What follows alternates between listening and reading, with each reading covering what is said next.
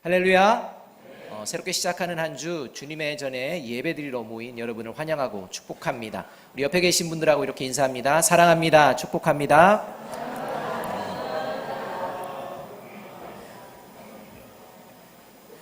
한 청년이 저녁에 집에 좀 늦게 들어왔습니다. 그때 마침 아버지께서는 TV를 보시면서 차를 이제 마시고 계신 겁니다. 청년이 이제 아버지에게 다녀왔습니다. 인사를 하자 아버지가 인상을 팍 쓰면서 그래 하시는 겁니다.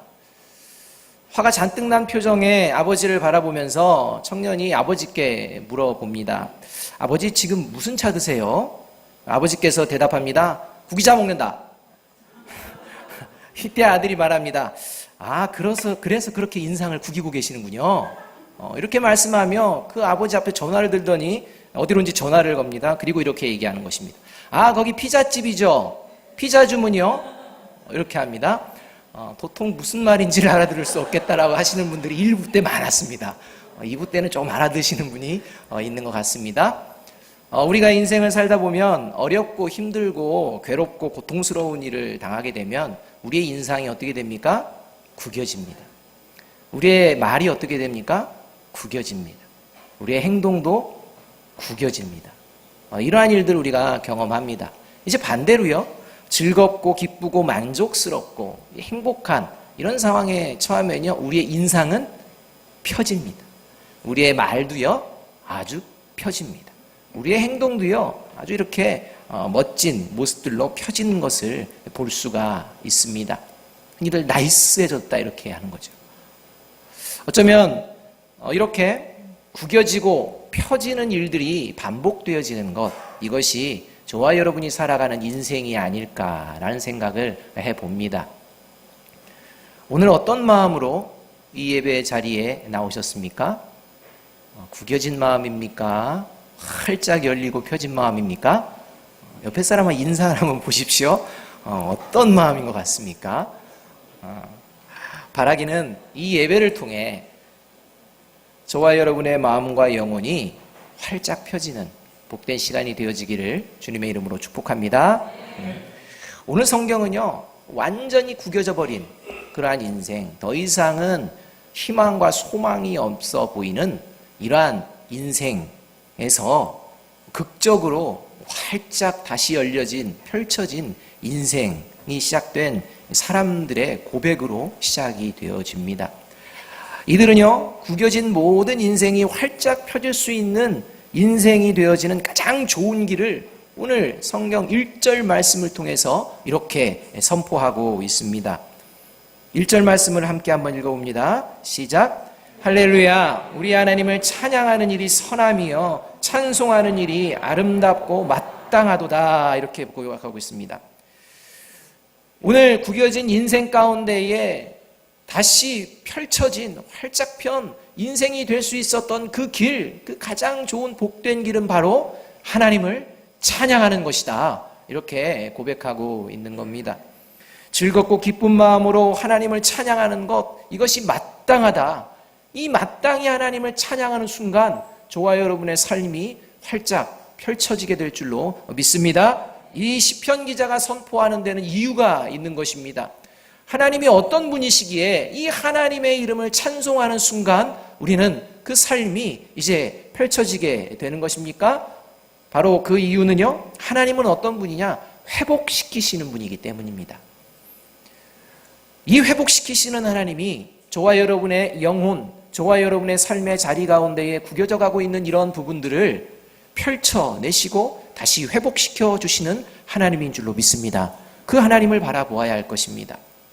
오늘 본문 말씀의 배경은요, 이제 나라를 잃어버리고 포로 생활을 하던, 이 종으로 노예로 살아가던 이스라엘 백성들이 이제 이스라엘로 다시 돌아오게 되는, 그리고 돌아올 뿐만 아니라 이 하나님의 성전을, 그리고 하나님의 이 성전의 성벽을 건축하고서 이제 하나님을 찬양하는 이런 장면이 오늘 본문의 장면입니다.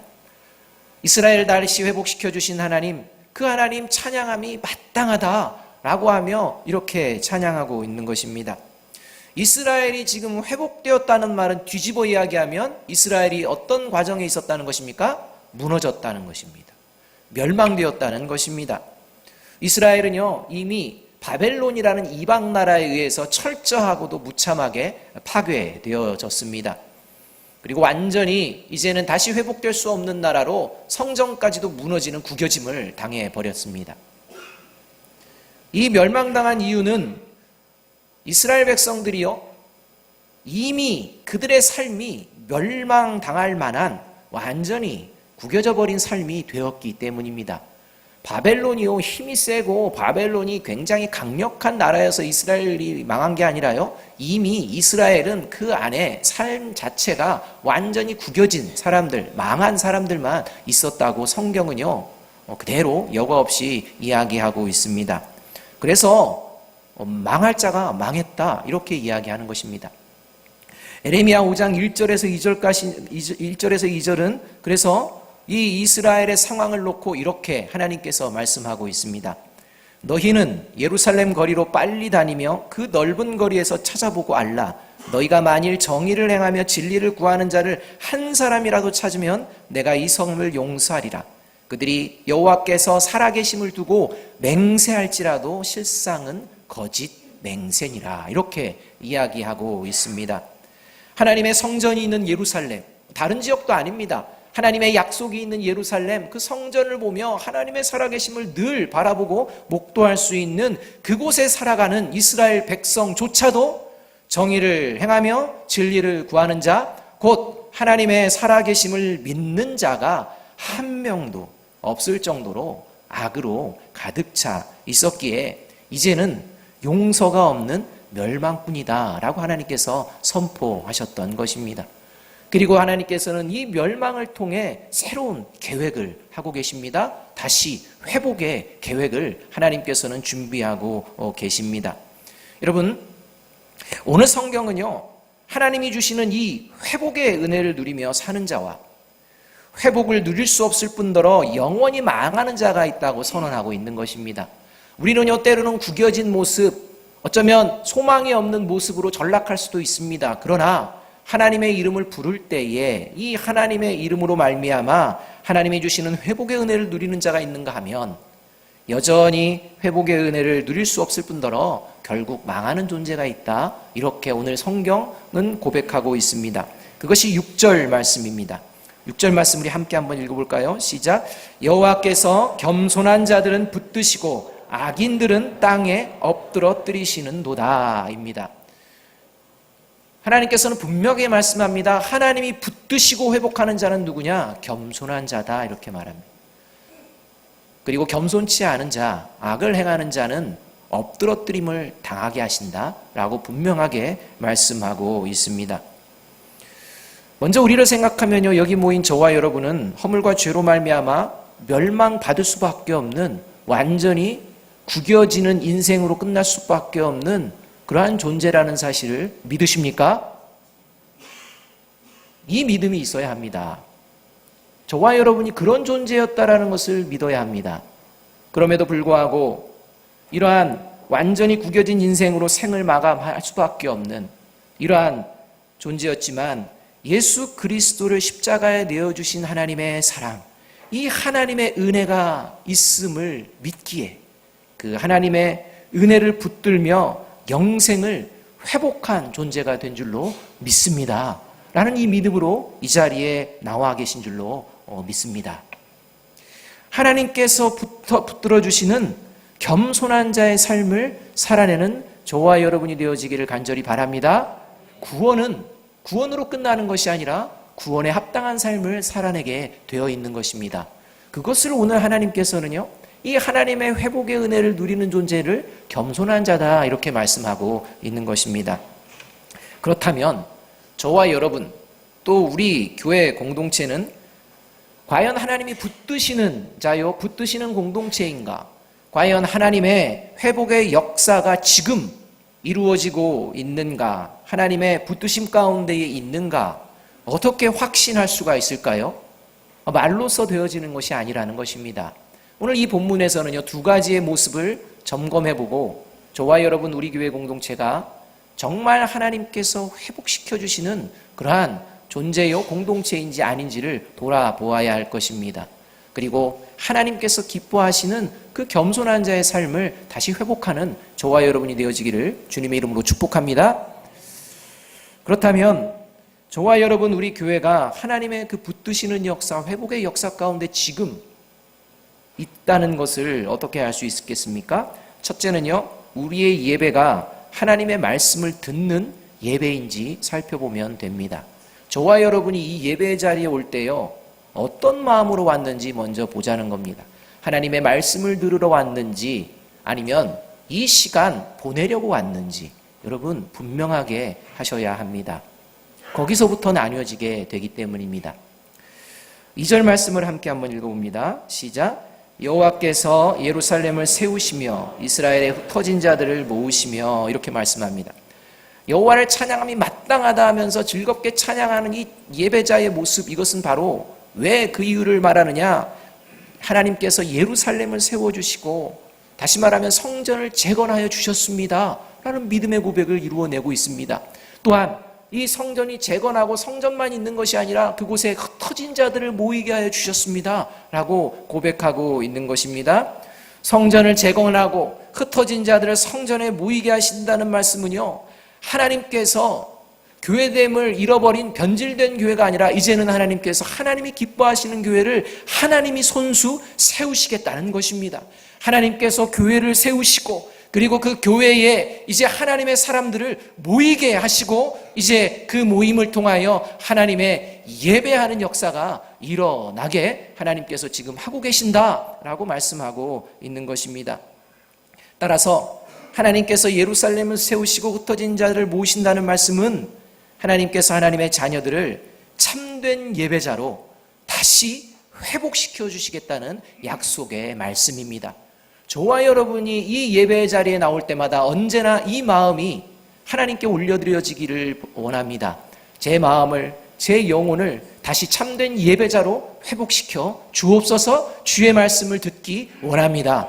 이 말씀, 이 말로, 이 마음으로 예배에 오는 자가 오늘 하나님이 성전으로 세우신 자요, 흩어져 있는 곳에서 모이게 하여 주신 자입니다. 참된 예배는 그래서 진리의 기반을 두게 됩니다. 다시 말하면 하나님의 말씀에 기반을 두고 하나님의 말씀을 들으려고 힘쓰는 것이 예배입니다. 어떻게 하면 하나님께 영광을 올려드릴지 하나님이 주시는 그 말씀을 의지하며 그 말씀으로 살아내고자 하는 것이 예배입니다. 하나님께서는 거짓에 기반된 하나님의 말씀과는 관심이 없는 이러한 왜곡된 예배는요, 결단코 받지 않으십니다. 이스라엘이 그렇기에 하나님께서 그를 내치신 것입니다. 여러분, 이것을 우리가 잊어버려서는 안 됩니다. 북이스라엘의 왕 중에 예후라는 왕이 있습니다. 제가 아마 이 강단에서 설교할 때 자주 듣게 되는 예화가 되어질 것입니다. 그 대표적인 이름이 예후가 되어질 것입니다. 이것은 굉장히 중요한 이름이기 때문입니다. 북이스라엘은요, 그 왕들이 많이 있었는데 그 중에 어느 하나도 하나님께서 인정하시는 왕이 없었습니다. 그런데 이 예후 왕만큼은 좀 독특합니다.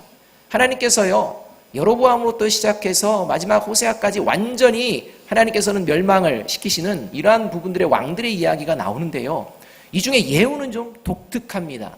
이 예후의 모습을 보면서 우리의 모습을 이제 점검을 해야 되는 것입니다.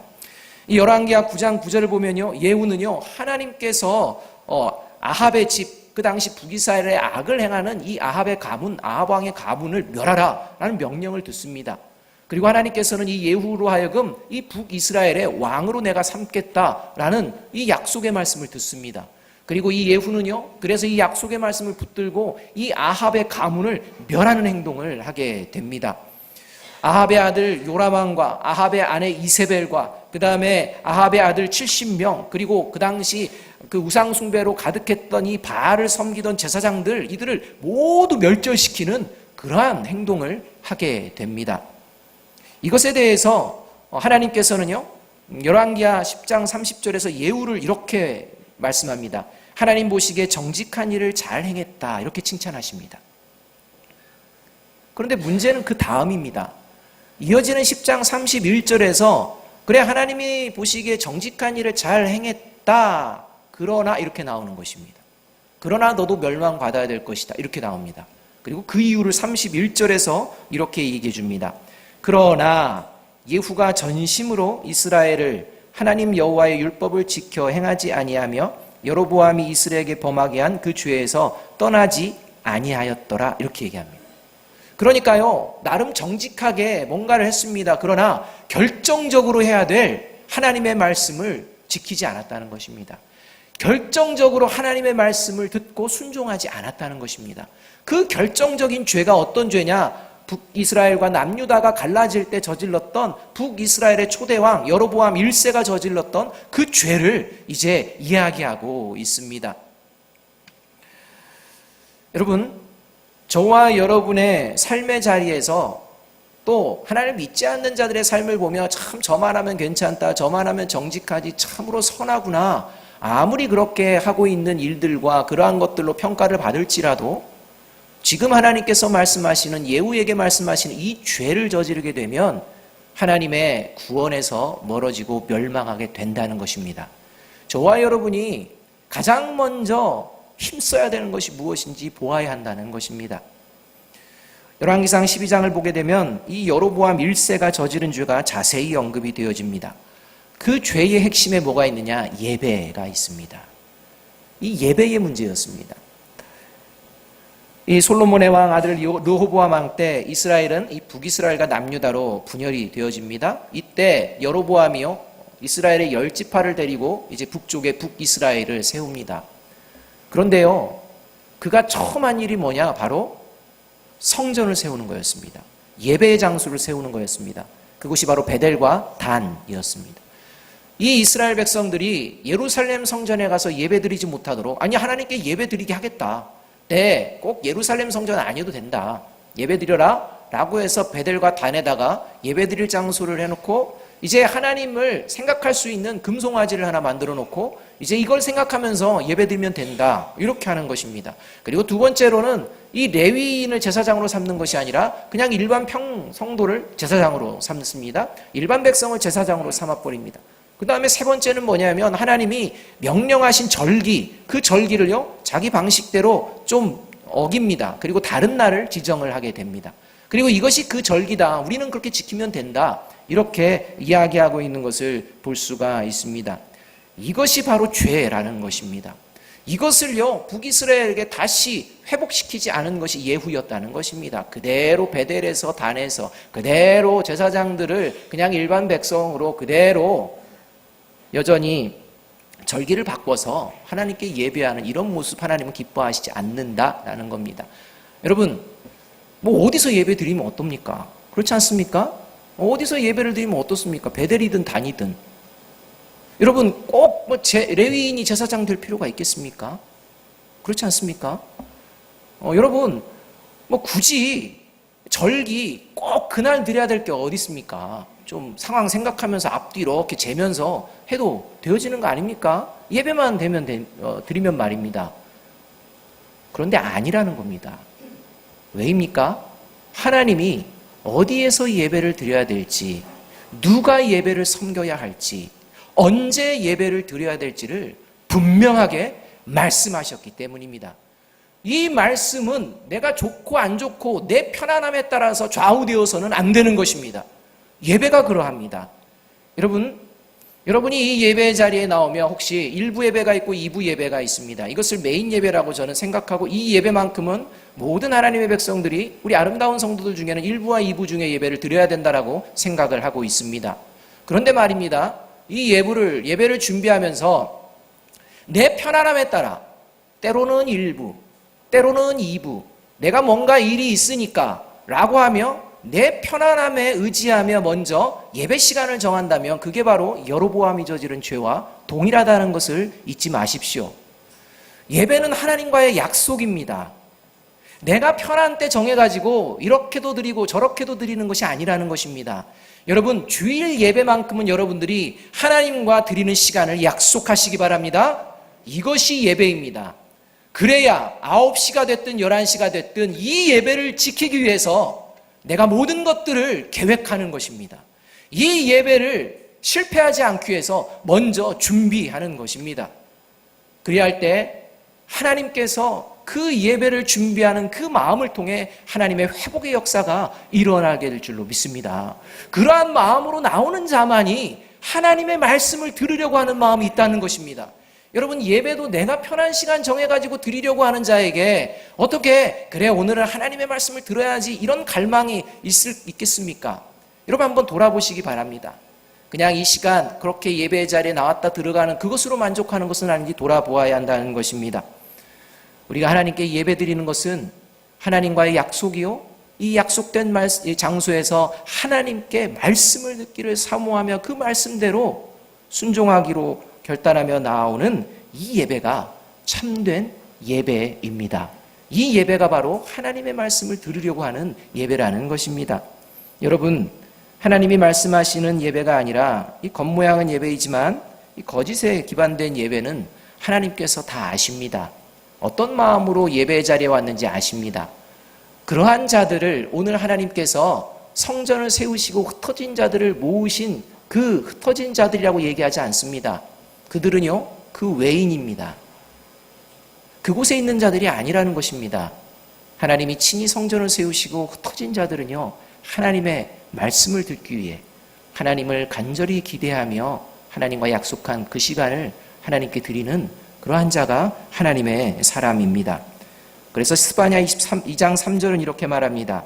여호와의 규례를 지키는 세상의 모든 겸손한 자들아, 너희는 여호와를 찾으며 공의와 겸손을 구하라. 너희가 혹시 여호와의 분노의 날에 숨김을 얻으리라. 하나님의 어떠한 재앙과는 관련이 없는 정말 하나님의 보호하심과 지키심과 회복을 누릴 수 있는 자, 그런 존재는 누구냐? 하나님의 규례를 지키는 자다. 하나님의 말씀을 듣고 순종하기 위해 겸손함으로 예배를 준비하며 나아올 때 하나님께서는 그 예배자와 예배자를 온전히 회복시켜 주셨노라 라고 오늘 고백하고 있는 것입니다. 저와 여러분이 지금 드리는 이 예배가 우리를 구원하여 주신 하나님의 말씀에 순종함이 마땅하다고 고백드리며 그 하나님의 말씀을 듣기에 힘쓰는 마음으로 드리고 있다면 저와 여러분, 우리 교회를 하나님께서 붙들고 계신 줄로 믿습니다. 저와 여러분을요, 반드시 다시 어떤 상황이 있을지라도 회복의 역사를 보여내실 줄로 믿습니다. 이러한 축복을 누리는 저와 여러분이 되어지기를 간절히 바랍니다. 두 번째로, 저와 여러분, 우리 교회 공동체가 지금 하나님의 회복의 역사 가운데에 하나님의 이 붙드신 가운데 있음을 알 수 있는 것, 어떤 걸 살펴보면 되느냐? 영혼의 치료가 일어나고 있는지 살펴보면 됩니다. 세상 가운데 살아가다가 상처나고 또 사람과의 관계 속에서 깊은 상처를 경험했던, 또 상처를 주고 상처를 받는 이러한 일들이 이 예배의 자리를 통하여 치료되어지고 있는지 돌아보면 됩니다. 3절의 말씀을 함께 읽습니다. 시작. 상심한 자들을 고치시며 그들의 상처를 싸매시는 도다. 여러분, 하나님께서요, 하나님의 전을 건축하시고 하나님의 사람을 불러 모으시고 그리고 예배를 드리게 하시면서 끝, 이게 아닙니다. 예배 드리는 자들의 그 상처를 고치시고 그 상처를 싸매시는 역사가 이루어질 줄로 믿습니다. 이것이 예배라는 것입니다. 여기서 상심한 자라는 말, 이것은요, 마음이 깨져서 조각조각 난 상태입니다. 그냥 대충 아픈 게 아니라요, 완전히 찢어져 버린 그러한 마음입니다. 이 말은 또한 수동태입니다. 다시 말하면요, 누군가 때문에 찢어져 버린 것입니다. 누군가로 인하여서 갈라져 버린 것입니다. 또한 이것은 단회적인 것이 아니요, 진행형이어서요, 지금만 있을 뿐만 아니라 계속 되어질 수도 있는 상황을 지금 이야기해주고 있습니다. 이렇게 저와 여러분이 예배를 드리고 또 예배를 드리러 올 때, 또 예배 드리고 나가서 다음 삶을 살아갈 때 이런 조각조각 나는 이 마음이 생겨날 수 있다는 것입니다. 그런데 다시 이 예배 자리에 올 때 그 조각난 모든 마음들이 회복되어지고 치유되어지는 역사가 예배 자리에 일어난다라고 말씀하고 있는 것입니다. 영성신학자인 헨리 나우엔이 이런 말을 했습니다. 하나님의 말씀은 어느 일상생활에 적용할 그런 말씀이 아닙니다. 그것은 지금 여기서 우리가 귀 기울일 때 또 그 귀 기울임을 통해 우리를 치유하시는 말씀입니다. 이렇게 말씀합니다. 하나님의 말씀이 언젠가 나를 치료하겠지가 아니라 오늘 이 예배의 자리에 치료의 역사를 바라실 줄로 믿습니다. 이것을 경험하는 것이 예배입니다. 오늘 말씀에 고치시며 라는 것은 우리가 잘 아는 라파라는 용어입니다. 치료라는 말입니다. 이 치료는요, 회복을 전제로 하는데 이 회복은요, 대충의 회복이 아니라 온전한 회복을 이야기해 주고 있습니다. 따라서 하나님께서 고치시는 이 고치심은요, 우리의 영혼을 완전하게 새롭게 회복시켜 주시는 고치심입니다. 그리고 이 고치시며 라는 말씀 또한 오늘 일회적으로 일어나는 사건이 아니라 우리가 하나님의 나라에 가는 그 순간까지 이 예배의 자리를 통해서 계속해서 하나님께서 역사하여 주시겠노라 말씀하시는 이 말씀이라는 것입니다. 여러분, 사실 오늘 본문에서 등장하는 이 이스라엘이요, 멸망하고 구겨버린 그러한 이유가 어디에 있느냐? 포로가 된 이유는 이스라엘 백성들의 죄 때문이었습니다. 그런데요, 이것을 자세히 살펴보면요, 이스라엘 백성들 스스로 죄 지은 거 있지만 이 죄의 원인이요, 어디에 있었느냐? 이 영향력 있는 존재들 때문에 이렇게 변질이 되어버렸다는 것입니다. 그러니까요, 이 백성들이 하나님의 말씀을 붙들지 않고요, 누구의 말을 붙들었느냐? 예레미야 5장 31절을 보게 되면 거짓으로 예언하는 선지자의 말을 붙들었다는 것입니다. 그리고 자신의 권력을 자신의 마음대로 휘두르려고 하는 이 제사장의 그 모습에 자기들의 마음을 두었다는 것입니다. 그래서 내 백성들이 그러한 거짓을 예언하는 선지자들을 좋다 하고 제사장들이 권력을 휘두른 그 권력이 그게 맞는 길이다 생각하면서 나아가는 이러한 모습을 이야기하시면서 마지막에는 너희가 어떻게 되려고 이런 모습으로 보여지고 있느냐, 이렇게 한탄하시는 하나님의 마음이 담겨 있습니다. 서로 상처를 주고 서로 상처를 받고 죄 가운데에 서로 다투는 이러한 모습으로 말미암아 하나님은 이제 이스라엘을 멸망시키시고 온전히 하나님의 말씀을 의지하며 하나님의 말씀을 따라서 이제 나아오고자 하는 이러한 자들에게 하나님은 오늘 치유의 역사를 발현하고 계시는 것입니다. 하나님은 하나님의 자녀들을 다시 회복시켜 주시는 이것은 그 자녀들이 이제는 의로워서가 아니라 하나님의 전적인 은혜로 말미암아 이루어지게 된 것입니다. 이렇게 상심함과 이렇게 상처에서 회복되어지는 첫 번째 길이 뭐냐? 영혼이 치유받는 첫 번째 길이 뭐냐? 그게 바로 참회입니다. 그래서 예배를 드리러 오셨을 때는 반드시 내 삶의 자리에 영혼이 병든 그러한 모습들의 삶의 흔적들을 예수 그리스도의 보혈 앞에 내어놓고 그 보혈로 정결함을 덧입는 저와 여러분이 되어지기를 간절히 바랍니다. 그때부터 하나님의 회복의 진정한 역사가, 치료의 역사가 시작되어지는 것입니다. 이러한 것은요, 아무나 할 수 있는 것이 아니라 오늘 말씀하시는 하나님이 붙드시는 겸손한 자만이 할 수 있는 것입니다. 그래서 이사야서 57장 15절은 이렇게 말씀합니다. 이사야서 57장 15절입니다. 지극히 존귀하며 영원히 거하시며 거룩하다 이름하시는 이가 이와 같이 말씀하시되 내가 높고 거룩한 곳에 있으며 또한 통회하고 마음이 겸손한 자와 함께 있나니 이는 겸손한 자의 영을 소생시키시며 통회하는 자의 마음을 소생시키려 함이라. 하나님이 함께 하시는 자는 겸손함으로 통회하는 자, 그의 영을 소생시켜 주시고 그의 마음을 소생시켜 주시는 그 하나님이 이 자리에 임재해 주신 줄로 믿습니다. 시편 129편 4절은요, 그래서 말씀합니다. 여호와께서는 자기 백성을 기뻐하시며 겸손한 자를 구원으로 아름답게 하심이로다. 하나님의 이 아름다움을 덧입는 저와 여러분이 되어지기를 바랍니다. 여러분, 저와 여러분 또 우리 교회 공동체는요, 사탄과 그의 세력에 의해서 모진 어려움을 겪을 수 있습니다. 상처를 받을 수도 있습니다. 그러나 그러할지라도 하나님께 겸손히 나아가는 자를 통해 반드시 다시 회복시켜 주심을 믿고 다시 일으켜 주심을 믿고 하나님을 찬양하며 나아가는 저와 여러분이 되어지기를 바랍니다. 죄를 비록 짓지 않았을지라도 하나님의 말씀을 따라 삶을 살다 보면 우리 모두는 누군가로 인해 마음이 때로 깨어질 수도 있습니다. 결코 다시 회복되지 못할 것 같은 상처들도 경험할 수가 있습니다. 이 예배의 자리에 나오는 것이 참으로 마음 가운데 힘겨운 그러한 모습으로 나올 수도 있습니다. 만일 이런 자리에 서게 되신다 할지라도 기억하시기 바랍니다. 상심한 자들을 고치시며 그들의 상처를 싸매시는 분은 사람이 아니라 내가 예배하는 하나님인 줄로 믿습니다. 이 믿음으로 예배의 자리에 나오는 것입니다. 누구 때문에 예배를 못 드리겠다가 아니라 그 어떠한 상황이 될지라도 하나님이 계시기에, 하나님이 나를 아시기에, 그러하기에 하나님 나아갑니다. 하나님 회복시켜 주옵소서. 그 하나님의 이름을 부를 때에 하나님은 회복시켜 주실 줄로 믿습니다. 이것이 나로부터 시작해서 이제 옆에 있는 형제자매들이 함께 회복되어져 나아가는 것입니다. 하나님은 결코 하나님의 자녀를 잊으시지 않는 분이라고 오늘 본문 4절과 5절은 말씀합니다.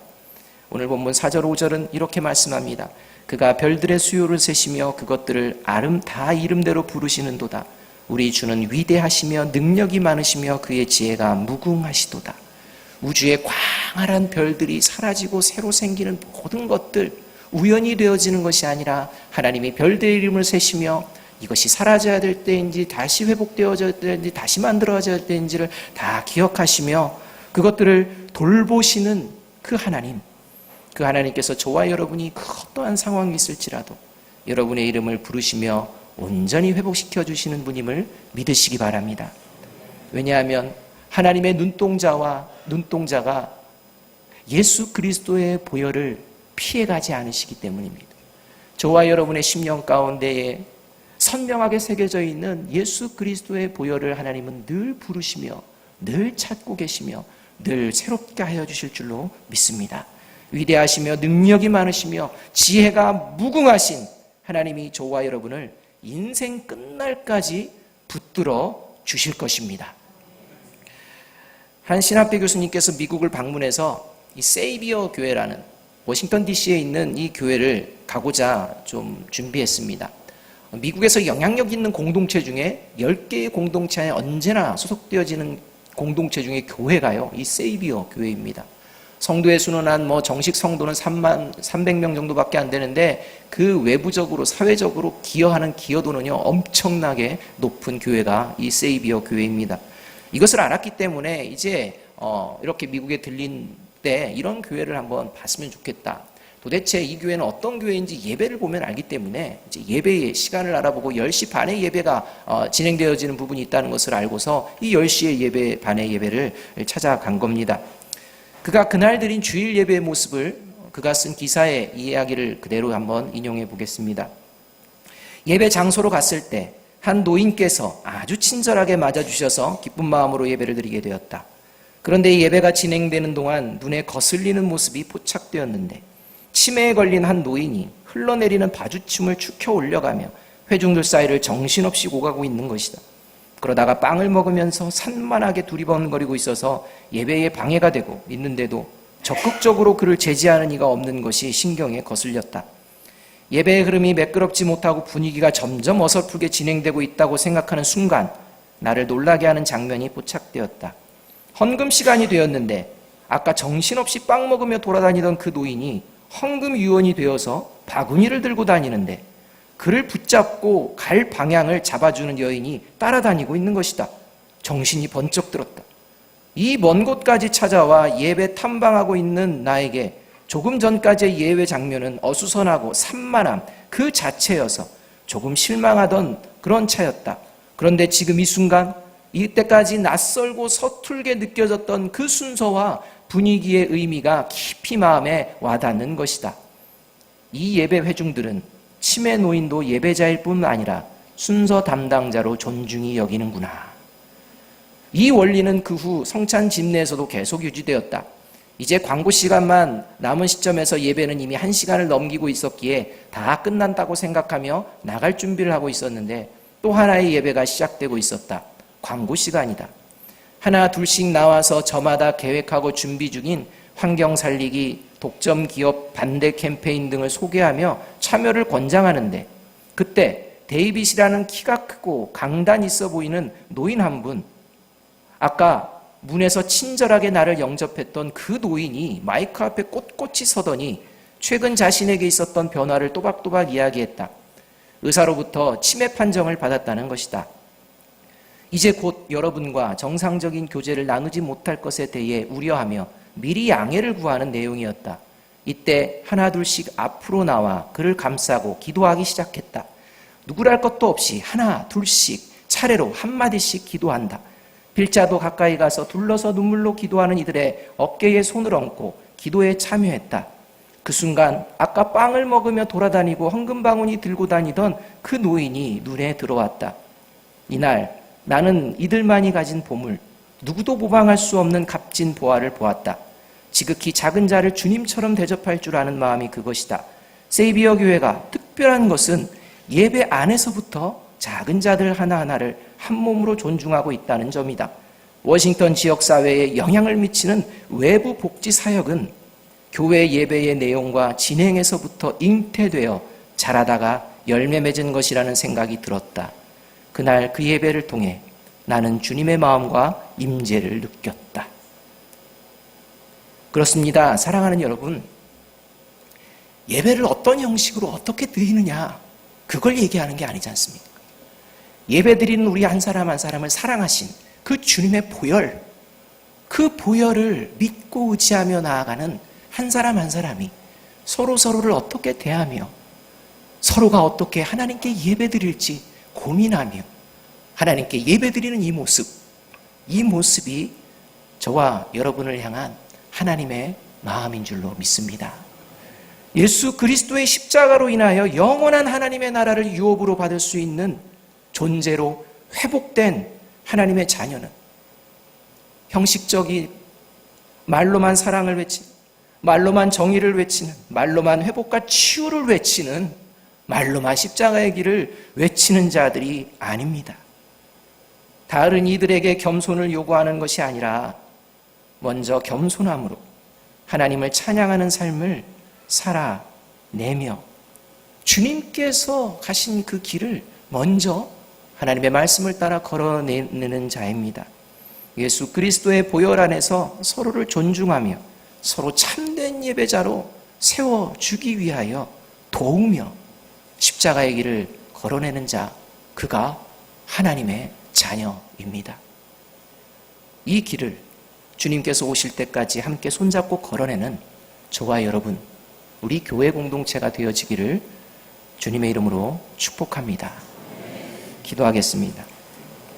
사랑과 은혜가 풍성하신 아버지 하나님, 이제 하반기를 시작하는 7월, 어느덧 마지막으로 달려가고 있는 이 시점, 우리는 어떤 모습으로 여전히 예배하고 있는지 돌아보게 하여 주시옵소서.